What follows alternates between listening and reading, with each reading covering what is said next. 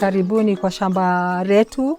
Jina langu ni Hana Kuria na mimi ni mkulima wa kuku za nyama na za mayai.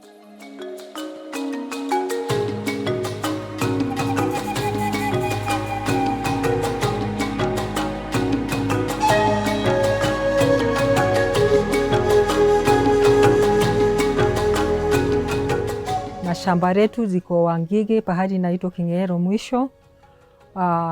Hatuna changamoto mingi kwa sababu tuko na maji yetu.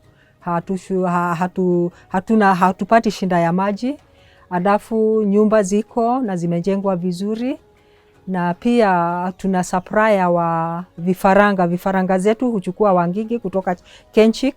Kuku zetu zote ni za Kenchik.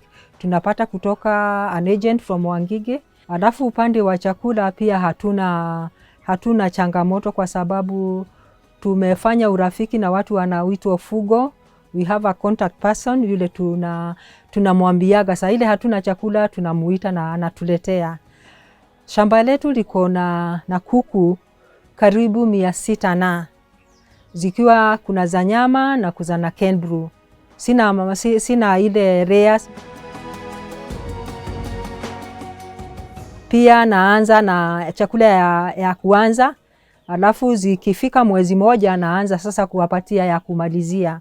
Mpaka nione, kwa sababu Kenbrew ziko jogoo na rea ziko pamoja. Utajua wakati yule sasa wamekuwa kama miezi 3 hapo, unaona jogoo na unaona rea. Sasa mimi sipendi kuwaweka wote pamoja kwa sababu from experience nimeona wanapigana sana. Kwa hivyo nikiona jogoo wamekuwa wanataka kukanyanga, mimi natoa jogoo na waweka nyumba yao, na acha wamama wanakaa nyumba yao. Kwa sababu ukiwaweka wakae pamoja, jogoo ni wazito sana kwa sababu kutoka hapo wako na kama kilo 2 na kwa hivyo wanakanyanga, unaona upande na upande wamelarua na wameanza kuoza. Kwa hivyo naweka jogoo kando na naweka wa mayai kando. Na saa ile nimeweka wa kutega kando, ninangoja kama miezi 4. Miezi 4 utaona mayai moja. Ukishaona mayai moja ndio unaanza sasa kuwapatia layers. Kutoka hapo sasa hao unawapatia layers.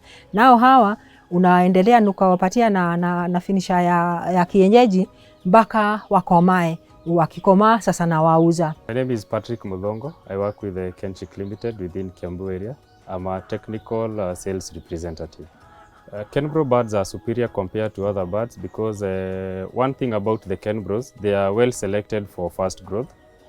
When they are sold from Kenchik, it's an F1 generation, and this means that the key characteristics that were chosen to benefit the farmer are able to really benefit the client, and this is mainly fast growth. They are also superior because usually have a very low mortality of around 2%. And in saying this means that you're able to control your losses during the first few weeks of rearing. Pre-vaccination is a very good technology that came to control a number of diseases. But with Kenchik, we pre-vaccinate our birds from Marek's disease, Newcastle disease, as well as Gumboro. So this means that a client has reduced the vaccination cost at the farm level. It also means that vaccination success against the 3 diseases has also been increased. Hatchery vaccinations maintains 100% vaccination when you compare it to farm vaccination, which is around 75%, because of a number of variations like temperature, as well as the contamination of water, which kills the vaccination. When it comes to housing, tips that I would give are: 1, you need to have a well-ventilated house. The long side walls should not be more than 3 feet tall. It should be built on an east-west orientation. This prevents direct sun rays coming into the house, which affects the bird behavior, mostly feeding as well as watering. Ensure that the floor is covered in wood shavings at least 3 to 4 inches in depth. Good ventilation enables air quality for the birds, because during the rearing period you'll be having a lot of ammonia gas buildup as well as dust. When it comes to tip number 2 on brooding, I would advise that you ensure that you do not allow entry of draft. Draft ni cold air entering directly into the chick level. How do you do it? Have gunny bags installed on the long side walls. Ensure that the spacing is okay. Use at least a gas burner or a jiko burner. Ensure that the heat is consistent. Now, heat is not the only important thing when it comes to brooding. Ensure that you provide minimum ventilation. In terms of biosecurity, as tip number 3, ensure you have a foot bath. Before you bring your chicks, ensure that house cleaning is done thoroughly, sanitization of your equipment, as well as having a good chemical when you're using the foot bath. Isolate your house well from other farming activities so that you do not have cross-contamination, especially when you're rearing maybe pigs or you're doing rabbits. So have the poultry project well isolated from all other projects. Advantages of Kenbro birds when it comes to meat production is that the bird is fast growing. These birds are quite, the adaptability is quite high because you can rear them as a free range in semi-intensive or intensive systems. Their mortality is low. Remember, these birds have been pre-vaccinated from the hatchery. And yes, these birds are profitable in all ways. When it comes to egg production, they'll give you an average of around 5 eggs in a week. When you compare this to your backyard poultry, where you get around 3 eggs in a week, then you realize you're getting better profits when you do Kenbro than indigenous backyard poultry. Kenchik and Unga Farm Care have had a very stable, thriving partnership, and this is because both the two companies are market leaders when it comes to supply of quality. That is their promise to their farmers. Unga Farm Care are also able to supply a very specific diet. For example, when you're talking about Kenbro, and this is able to target the 3 stages of growth for the bird.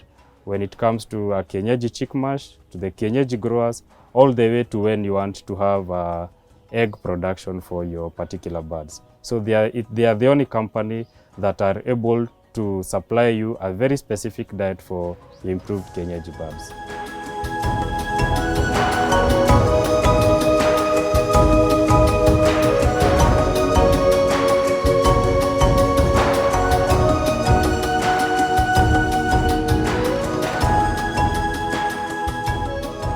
My name is Dr.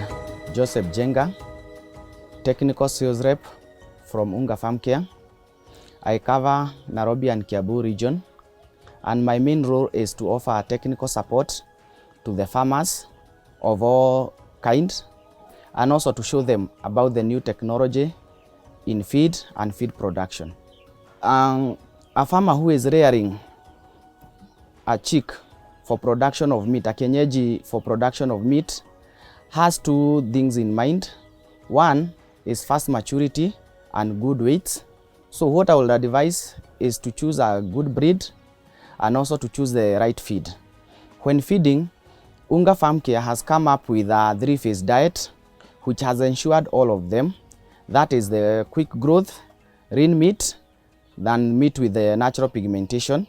You transition to a new diet which has been introduced to high-stand maturity, which is called Fugo Kienyeji Finisher Mash.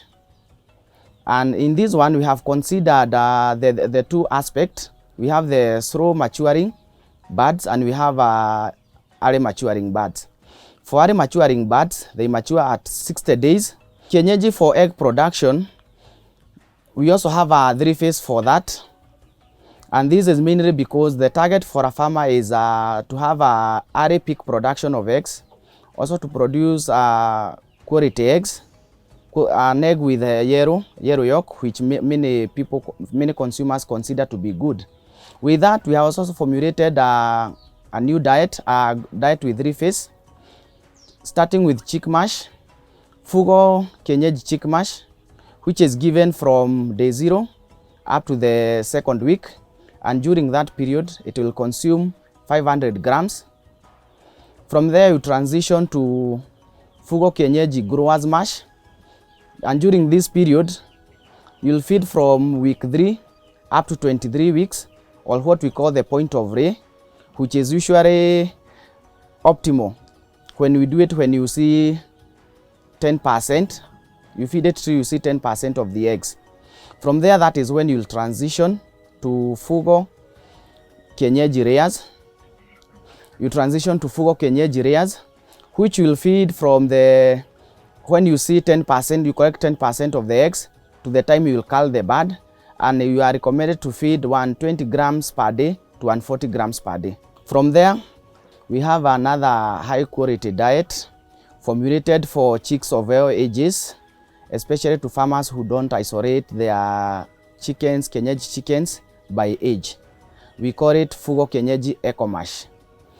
It's highly valued diet and also has a good growth rate for those undifferentiated groups. A farmer who is rearing a Kienyeji chick should consider first what enterprises he or she want to start, either it's egg or it's for meat or it's for dual purpose. Secondly, you have to source your day-old chicks. And Azunga Farm Care, we have a good partnership with Kienyeji for provision of high quality chicks, day-old chicks, Kienbro chicks, which have a lot of advantage, high maturity, good weight gain, low mortalities. Apart from that, we also encourage good management, starting from the house, from the housing, and also from the biosecurity. A bonus point that I would wish to give a farmer who want to rear Kienyeji is that apart from a quality chick, quality feeds, good housing and biosecurity, there is an important factor of water, because it is also influence the feed intake, where we say a bird should be fed in clean water.